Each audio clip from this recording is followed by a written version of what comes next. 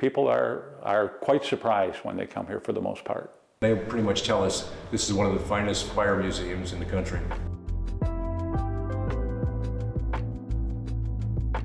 The building itself was built in 1920, and it was the first station designed to hold motorized apparatus. We are part of history. To look back, things that happened, fires we went to, it's really pretty cool. In this first floor, we have an old service ladder truck, a steamer, a Model T, 2 other pumpers, and the pride of our collection, I think, is the Neptune, which was the first hand pumper in the city of Toledo, which was built in 1837.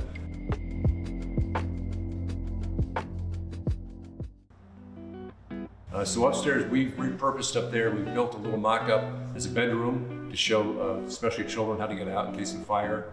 This was originally the locker room when it was a fire station. We've now utilized the lockers as display cases, which was a natural to do. So this is where all the men assigned here had their lockers.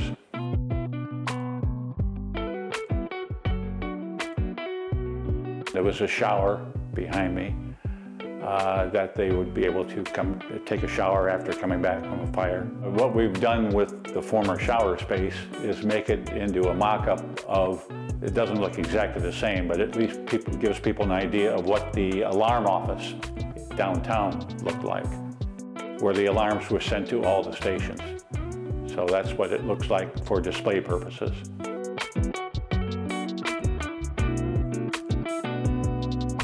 Those alarms that you are looking at, of course, are part of history. They were in every room of the fire station.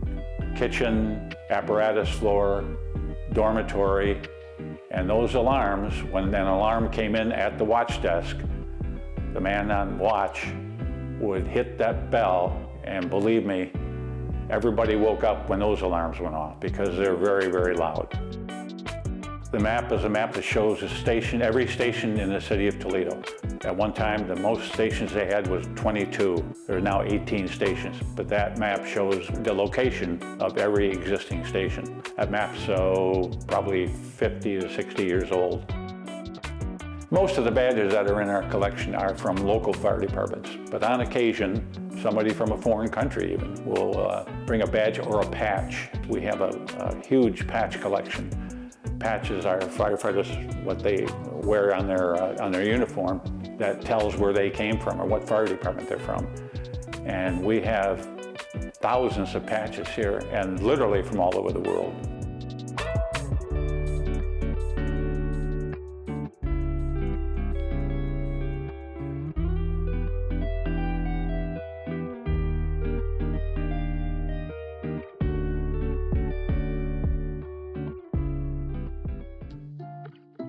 So we can actually research in the company journals we have up there, fires that they went to as well. I really enjoy people coming here looking up relatives because we do have a tremendous amount of information. We have a logbook when you enter the building, and we ask people if they would sign the book with their names and where they came from. And at the end of the year, we look up how many states we've had visitors from, and ironically, foreign countries. We have 15 to 20 foreign countries represented here every year. Well, the community has in fact embraced this facility. This is supported by the firefighters themselves on a payroll deduction. And volunteers working here, volunteers manning the place on Saturdays, but we've always gotten tremendous cooperation from the city. The camaraderie of the fire service is unparalleled. You depend on each other for your life. I've been in fire stations all over the world, and it's generally the same camaraderie that you see. It's amazing.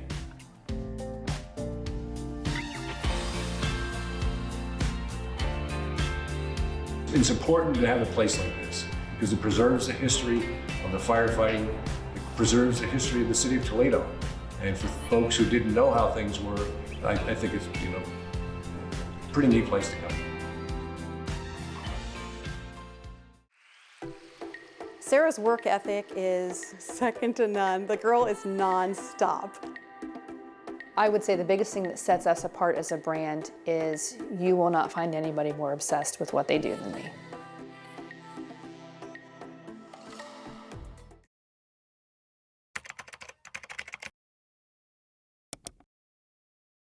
We were sitting in the living room and we were watching the Miss America pageant and I saw my earrings walk across the stage.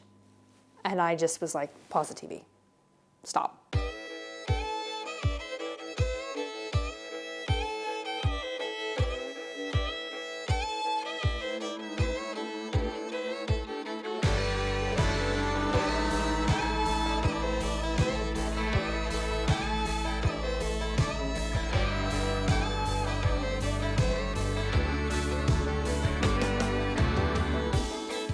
So the story of Rhinestone Lipgloss is one of accidental amazement. My real job was a Mandarin Chinese translator, so went to Ohio State, graduated, I'm doing the things, I'm adulting, I had a real job, and I had a practice marriage that went south in early 2014, and through that marriage I acquired a $500 barrel racing horse, and if anybody knows anything about horses, you can't find anything for $500, so she was very cheap, but I loved her.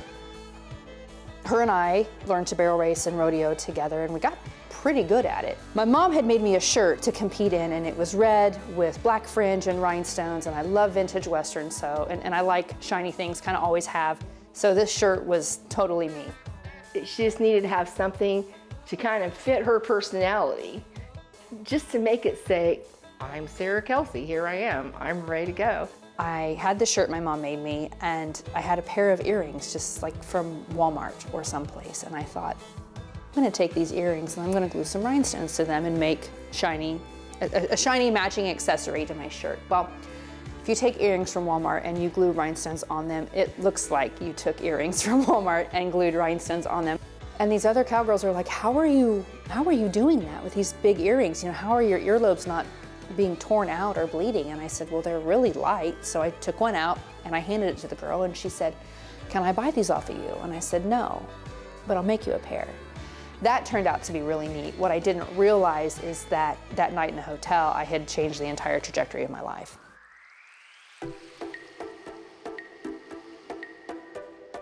So I had $85 saved up. I bought my vendor's license and my first package of wholesale Swarovski crystal. I started a Facebook and an Instagram page. Fast forward to now, this building is 18,000 square feet. We have worked in 20 countries all over the world. I'm an international best-selling author. We've been in Vogue. The things that have happened in the past 8 years, I couldn't have imagined. When I came, we probably had, 7 or 8 styles, maybe 10. And wow, have we grown into lots of different styles. We've taken in a lot of information from our clients about what it is they like, and our clients have the best ideas. They come with color combinations that we could never come up with. So we have two main demographics when it comes to clientele. We have pageant girls and we have brides. And we offer private custom design consultations for both of those. And they're tailored for whichever type of client they are. So you will sit in there with either myself or one of my designers and quite literally start from scratch. Anything from cufflinks, tie bars, earrings, necklaces, shoes, stemware, if they want more crystals on their gown or their veil. When clients sign up for a consultation, we send them back an email that talks about what the consultation will include. And then when they arrive, we try to have everything really ready so that it's not about the earrings or our job. We can be sort of working in the background to make them the star of the day. It's a lot more than blingy earrings. It's about the experience that girl has here, and then for us to produce those earrings that match their garments perfectly, that we've co-created, it's really exciting. We make sure that every piece is perfect, and I think they know what they're getting from the beginning, and if they're not happy with it, she's gonna do whatever she needs to do to see that they are. I would say the biggest thing that sets us apart as a brand is you will not find anybody more obsessed with what they do than me. Sarah's work ethic is second to none. The girl is non-stop. Anytime an order is placed either online or a custom order with us, every single one of those gets a handwritten note. And it is not scripted, thanks for your purchase. It is tailored to that girl. I had a client ask me, how long do you think that's gonna be feasible? It will always be. Even if I have to hire a human whose sole job is to write notes, I'm not gonna let that go. Because if it weren't for our clients, this would be an idea still. It would still be in the hotel room. I don't ever want any of our girls to think that they're just a transaction. And I think taking that extra minute or two to write a note of appreciation is the least we can do for the girls who choose to spend their money with us.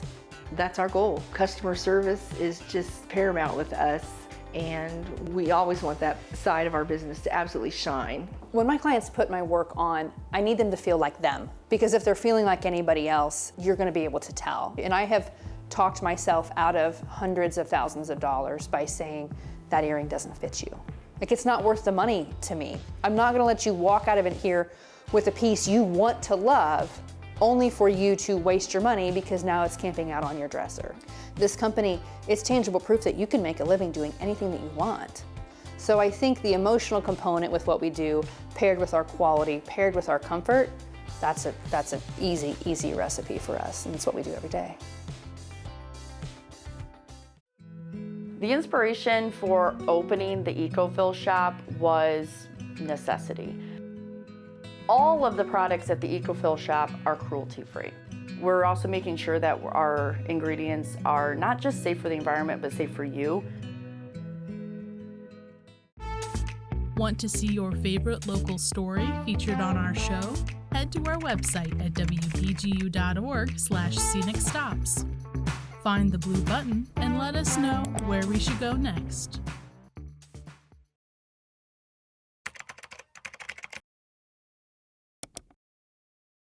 The inspiration for opening the Ecofill shop was necessity.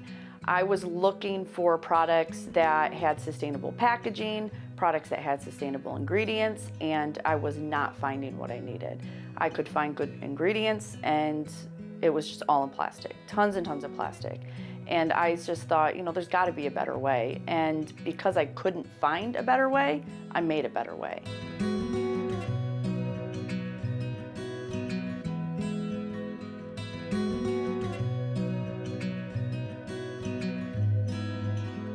What we as consumers need to avoid purchasing are things that are wrapped in plastic that do not need to be wrapped in plastic. The Ecofill shop is really doing its part to reduce that. We have a lot of plant fiber dental floss. We have dental floss picks that are made out of plant-based plastics that will also biodegrade. Bamboo toothbrushes so that the handle is completely compostable. They will decompose and they will not leave behind toxic chemicals as they do so, no microplastics. And then toothpaste tabs. You just refill and there's no tubes to squeeze out, and that's a big deal.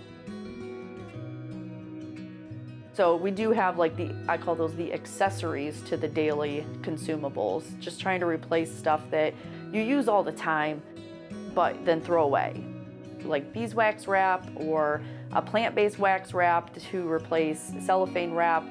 That's a big deal because that is where we're going to make the biggest impact for just the amount of trash that as consumers we generate.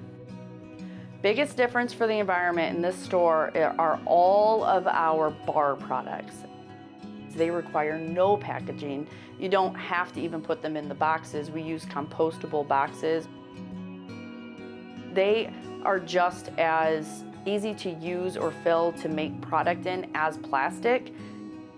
At the Ecofill shop, we have a refill station. And the refill station helps everybody access sustainable products and reduce plastic. It doesn't eliminate it altogether, but it reduces plastic because you can just bring in your shampoo, conditioner, laundry wash, dish soap, whatever liquid product you've been using around the house. You can fill up with whatever product that you are out of. We do go one step further here at the Ecofill shop to reduce the amount of deliveries that we have to have or products that we carry on our shelves. Everything is unscented. And then we offer essential oils that then you can customize your shampoo, conditioner, body wash, whatever it is you're refilling, and you get your own scent. And that really helps us reduce the amount of plastic because then I only have to buy one variety and then everybody can have their own product. And that just really makes a big difference in reducing plastic. We're also making sure that our ingredients are not just safe for the environment, but safe for you. With even the cleaning products, because they're biodegradable and natural, they're also not reactive. So it doesn't really matter what was in that plastic container before, as long as you've done your best to rinse it out, then it doesn't matter what you're refilling it with, because my products are not going to react with other products. All of the products at the EcoFill shop are cruelty-free. You're going to find a lot of vegan products here. You can do anything with plants that you can do with petroleum or animals. If we do have an animal product, it is not from a dead animal. Like our wool dryer balls are from very happy sheep in New Zealand, and they just get shaved and sheared, and we get their wool, and then they get to grow another coat of wool and, repeat the process. You should only have to come here once, maybe twice. That's the way we're designed, is like so that you don't have to go shopping all the time, because that's also not sustainable. It's not really good for the environment. This is definitely for university students. The EcoFill shop is a healthy 10-15 minute walk. The next time you run out of shampoo, search out a store like mine. There are quite a few of us out here doing this to make it so that as an individual, you don't have to work that hard to make a difference.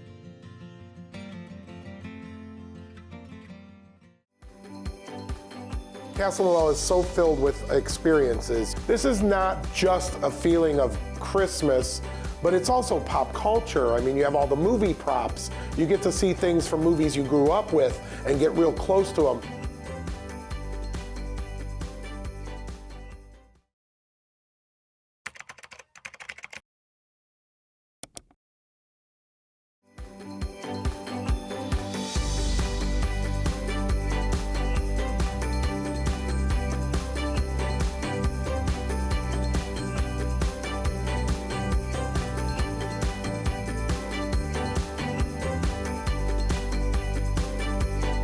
This whole thing started when I was a little kid, and I would watch my dad decorate our house, and he would create this amazing wonderland. We had a 16-foot tall tree, and it was incredible, garland and ornaments hanging from all the beams in the ceiling. And when it was done, people would come from everywhere to see it. Not public people, but like friends, relatives, neighbors, and they would bring people from work. And our house was always filled with people just experiencing the joy of Christmas through this amazing display my dad would build. And in those moments of watching all that joy, I got the bug. And over my lifetime, there's been several iterations of the Castle Noel idea. And over the years, this idea has developed and developed.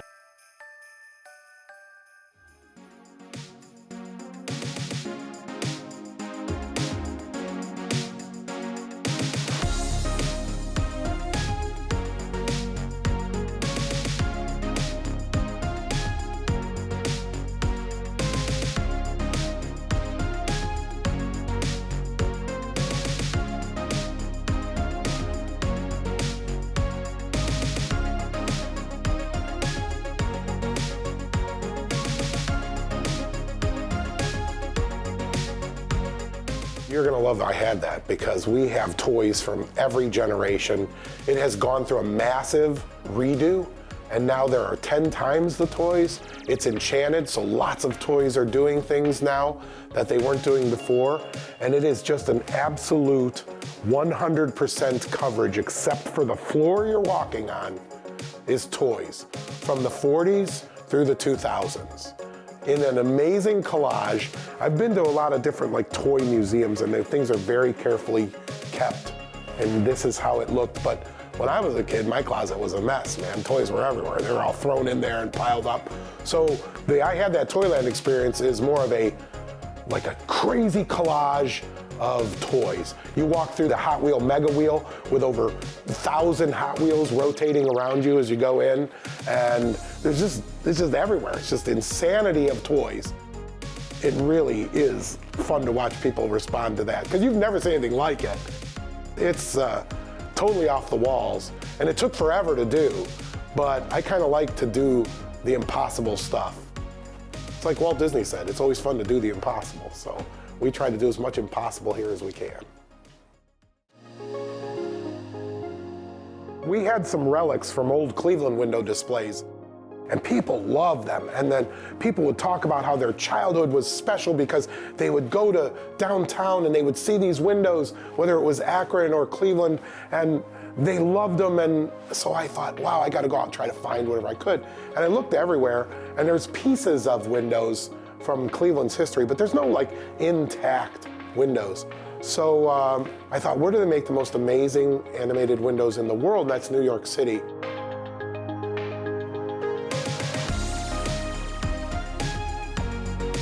It is a tradition that the windows are destroyed because they are meant to be a gift to the city and not seen again. They don't want these to end up in places where they're unintended to be.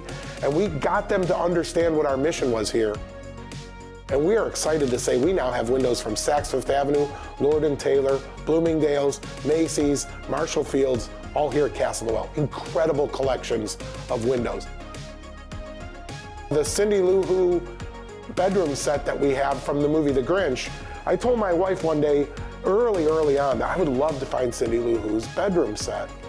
And it wasn't like a day later, the phone rings out of the clear blue, and it's this woman in Colorado, and she says, I have the Cindy Lou Who bedroom set. Now that alone was amazing because typically props are parted out. You'll get a piece of this, a piece of that. She had somehow gotten in a situation where she had all the props from the bedroom, which was incredible. Christmas movies, they become a part of what it is to celebrate Christmas in American culture. You know, we have over 400 props and costumes from the Grinch movie alone, including the giant Grinch's sleigh, one of the cars from the opening scene, the utility truck that puts up the big star on top of the tree. When people have an opportunity to get right up to the Grinch's sleigh, having watched that movie since 2000 when it was released and having watched it every Christmas since, there's this great connection to not only the movie, but to your memories, because you'll go back and people will be like, I remember the first time I saw this movie, and now I'm standing by the sleigh.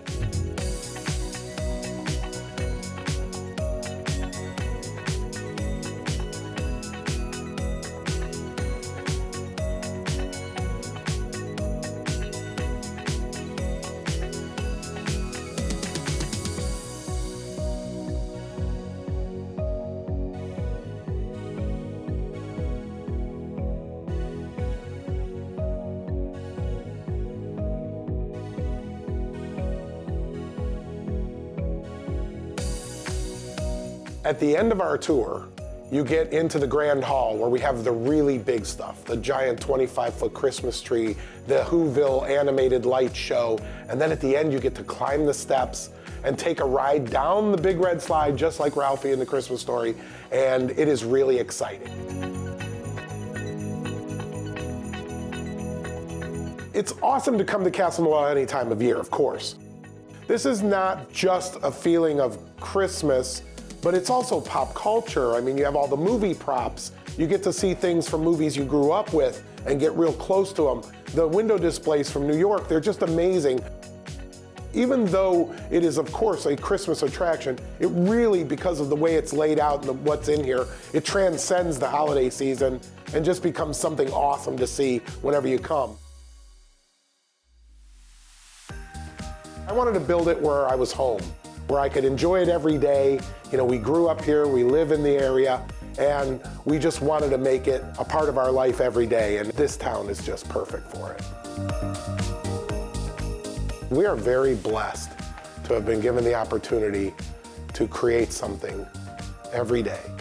My wife and I are just very humbled by the fact that this project has become so special to so many people. It's just really amazing.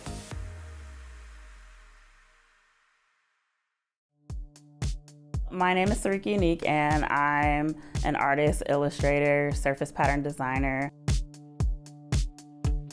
In 2020, YouTube and their marketing team reached out to me to help them create a unique gift that they were giving to their top YouTubers.